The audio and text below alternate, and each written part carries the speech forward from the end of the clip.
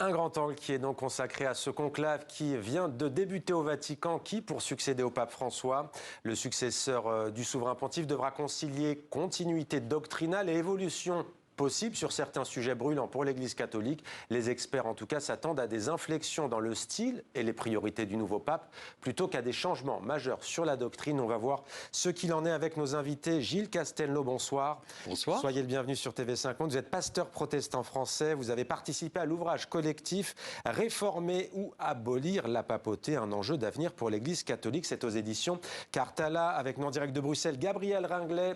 Merci d'être avec nous. Vous êtes théologien, écrivain, prêtre, membre de l'Académie royale de Belgique, et puis notre éditorialiste Slimane Zeguidour, qui a longtemps travaillé sur le Vatican et la papauté.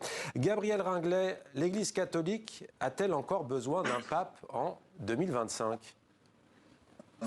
Écoutez, je pense qu'elle pourrait très bien s'en passer et qu'elle devra s'en passer si elle veut se réunir.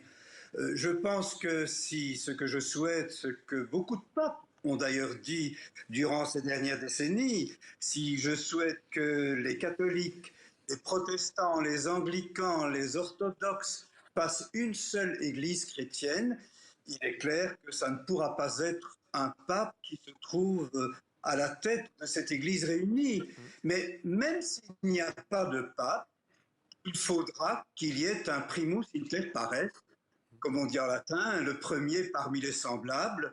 Autrement dit, qu'il y ait là quelqu'un, une sorte de président de cette église chrétienne qui soit au-dessus de la mêlée. Je vous donne un tout petit élément qui, moi, m'a toujours marqué. Amin Malouf, l'écrivain Amin Malouf, ne cessait de me dire, nous sommes très amis, tu sais, ce qui manque au monde musulman aujourd'hui, c'est un pape. Il avait évidemment un formidable clin d'œil. Il voulait dire que le grand danger, c'est l'éclatement à la base. Alors, comment trouver cet équilibre ?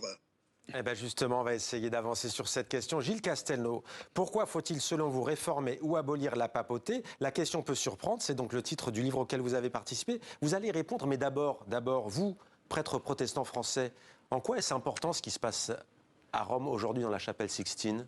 D'abord, je suis un ami de l'Église catholique. Oui. Je suis ami de beaucoup de prêtres, beaucoup de civils, et dans la mesure où nous sommes amis, tout ce qui les concerne me concerne aussi. Mais sur le point religieux ?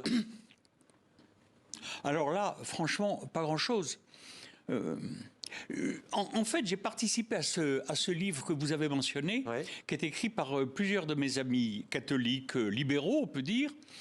Mais derrière eux, il faut dire qu'il y a un très grand nombre de groupes catholiques qui se réunissent sourdement dans tout le territoire français. Nous sommes aussi l'Église, les réseaux du Parvis, les groupes Parcelles Légaux, qui cherchent à développer leur spiritualité en se sentant libres par rapport à ce que les papes, les évêques rendent obligatoire des catholiques dans la spiritualité dont je partage la spiritualité. Je dirige d'ailleurs un groupe à Paris où les catholiques pratiquants sont là. Nous sommes tous unis dans la même recherche. Et alors ils disent, au fond, plus nous y pensons, plus nous pensons que les prêtres devraient être mariés, que les femmes devraient être prêtres, que l'interruption volontaire de grossesse ne devrait plus être interdite. Et ils ressentent comme une contrainte ces règles qui descendent du haut, alors qu'ils pensent que c'est peut-être en partant du bas, un peu comme chez les protestants d'ailleurs, que les décisions doivent se prendre. Alors justement, sur les questions que vous citez, Gabriel Ringlet, vous êtes connu pour vos positions, disons-le, très progressistes, sur l'euthanasie, le mariage des prêtres, l'ordination des femmes. Est-ce qu'il y a pour vous, parmi les cardinaux, un favori, un profil, j'ai presque envie de dire, qui vous conviendrait ? Oui, moi je suis très très attaché à un cardinal qui est le portugais, qui s'appelle Mendoza. Mais j'y suis attaché pour une raison supplémentaire. C'est un très très grand poète. Pour le moment, il préside au Vatican le département de la culture, mais c'est aussi un cardinal qui est précisément très très ouvert sur la question du féminisme en théologie, a-t-il dit. Il a été remarquable aussi sur des questions éthiques. Je n'ose pas rêver, hein, parce qu'il a peu de chance, mais ça, s'il y a bien un cardinal tout à fait ouvert parmi ceux qui vont voter dès ce soir, c'est bien Mendoza. Alors, Slimane Zeguidour, une question provocatrice pour vous. Elle est pour vous. En fait, ce qui est parfois demandé à l'Église catholique, c'est de ne plus être l'Église catholique. Oui, écoutez, moi j'ai beaucoup travaillé sur l'Église catholique en Amérique latine. Oui. J'ai connu les grands chefs de la théologie de la libération, Leonardo Boff, Evaristo Arns. Et ce que j'ai appris là-bas, c'est que la plupart des catholiques vivent dans ce que nous appelons le Sud global. On peut s'en féliciter, on peut s'en lamenter, mais le Sud global où vivent la majorité des catholiques sont des gens qui ont d'autres préoccupations que l'Occident, qu'on peut qualifier de post-chrétien, qui lui a de légitimes demandes sociétales. Mais je veux vous venir, vous allez dire que c'est une région du monde conservatrice. Reprenez l'Argentine, qui a surpris beaucoup de monde, par exemple, sur la question du mariage entre personnes de même sexe. Oui, mais ça c'est l'État, c'est pas l'Église. Ouais. Justement, la question du mariage, l'Église catholique, je parle devant deux éminents spécialistes, est la seule religion où le mariage est un sacrement. Donc là, si la papauté accepte le mariage de personnes de même sexe, ce serait un changement de doctrine et pas seulement une simple évolution. Donc, d'une certaine manière, demander à l'Église aujourd'hui, par rapport aux gens du Sud global, d'accepter certaines demandes tout à fait compréhensibles et légitimes, qui sont exprimées surtout d'ailleurs en Occident, qui sont des demandes sociétales. C'est comme si on demandait à l'Union soviétique à l'époque d'Andropov d'accepter la privatisation des banques, l'économie de marché et la concurrence. Ouais. Alors, ce serait d'une certaine manière... D'ailleurs, on a changé totalement de nature. Ouais, de nature. Alors c'est vrai qu'on a beaucoup entendu dire que le pape François était progressiste. Il est sur les questions justement économiques, par exemple, questions de pauvreté. En revanche, effectivement, il est plutôt conservateur sur les questions notamment de l'avortement. Ça avait fait polémique. Sur quel point précisément, Gilles Castelnau, vous aimeriez, vous, qu'il y ait du changement avec ce prochain pape ? Écoutez, je vois mes amis catholiques libéraux qui, au fond, n'attendent pas du pape qu'ils leur disent ce qu'ils doivent penser. Oui. La nouvelle spiritualité dont on vit actuellement fait que chacun se sent responsable et que le pape dise le contrôle des naissances est autorisé ou interdit, vous savez très bien que de toute façon les femmes pratiquent le contrôle des naissances. Donc une église qui serait ancrée plus dans son temps, dans son époque, c'est ce que vous prenez ? Absolument. Et les gens qui actuellement n'attendent plus de Rome ce qu'il faut penser, mais réfléchissent eux-mêmes à développer leur propre spiritualité, au fond, se conduisent comme ils jugent juste, bon, raisonnable de le faire, en rapport avec Dieu. Et le pape parle, mais au fond, qui fait ce que le pape demande ? Ouais. Personne, sauf évidemment ceux qui voudraient que leur pasteur, que leur prêtre se marie. Alors ça n'est pas possible, c'est bien dommage. Gabriel Ringlet, vous êtes d'accord avec ce que dit le pasteur protestant en plateau, Gilles Castelnau ?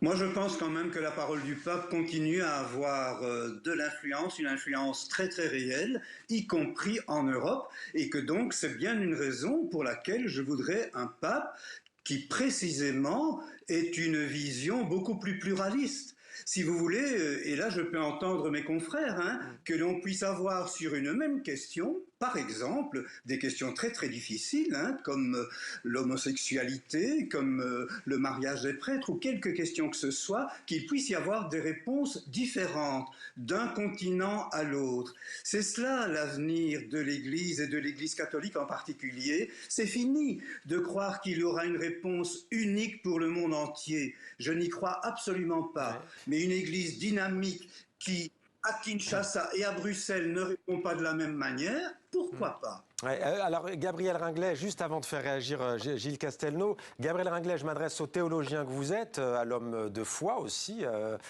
C'est vraiment le Saint-Esprit en ce moment même où nous parlons qui va guider les cardinaux ? Écoutez, il y a déjà une phrase formidable dans le livre des Actes de Saint Paul, c'est Saint Paul qui parle, qui dit « L'Esprit Saint et nous avons décidé que, donc nous sommes toujours avec l'esprit, mais vous savez qu'il y a une petite histoire qui circule pour le moment au Vatican, et qui, moi, m'a fait beaucoup rire, hein, et qui vient d'ailleurs de la part d'un cardinal espagnol, ce qui ne manque pas d'humour, c'est l'histoire de la Trinité.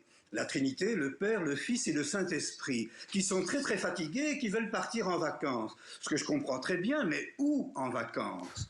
Alors, le Père dit, moi j'aimerais revisiter les grands passages de la Bible où j'ai déjà beaucoup agi tout au long de l'histoire. Oui, dit le Fils, Jésus, mais moi j'aimerais quand même retourner à Jérusalem, parce que là nous avons encore de la famille, rappelle-toi. Et ce qui est assez extraordinaire, c'est que le troisième, le Saint-Esprit, dit, moi, j'aimerais tellement visiter Rome, je n'y suis jamais allé. On retiendra cette anecdote qui fait sourire, fait sourire Gilles Castelnau.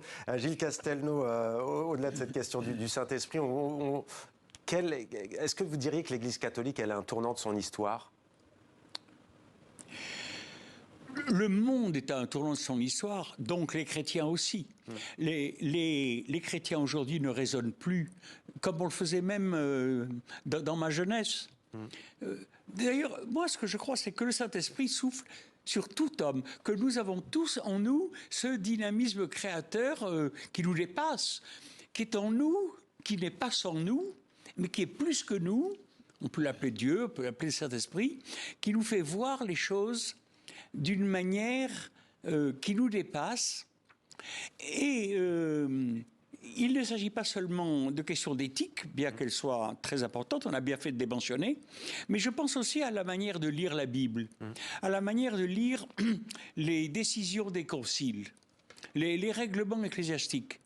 De plus en plus aujourd'hui, catholiques comme protestants, comme incroyants, pratiquent, et ça se fait aussi dans l'islam, un peu, une lecture historique et critique. Replacer les textes bibliques, par exemple, ou, dans leur contexte. Je pense au texte de la messe que le pape, naturellement, oblige à être toujours les mêmes. On ne peut pas changer les textes de la messe. Or, aujourd'hui, par exemple, on va avoir dans quelques jours la fête de l'Ascension, le Christ qui monte au ciel. Les textes de la messe, vous verrez, nous disent il est monté au ciel. C'était l'époque où on croyait que Dieu était au ciel. Alors, lorsque aujourd'hui on sait qu'un corps qui se déplace verticalement du bas vers le haut n'arrive pas chez Dieu, mais il se satellise en orbite, ne faudrait-il pas se libérer d'une autorité qui nous dit d'en haut comment nous devons prier le dimanche? Ce sera le message de la fin. Merci beaucoup Gilles Castelnau, merci Gabriel Ringlet et merci à vous Slimane Zeguidour. On le rappelle, le conclave a débuté et le vote a lieu en ce moment. Première fumée à 19h, peu de chance qu'elle soit blanche, on le disait.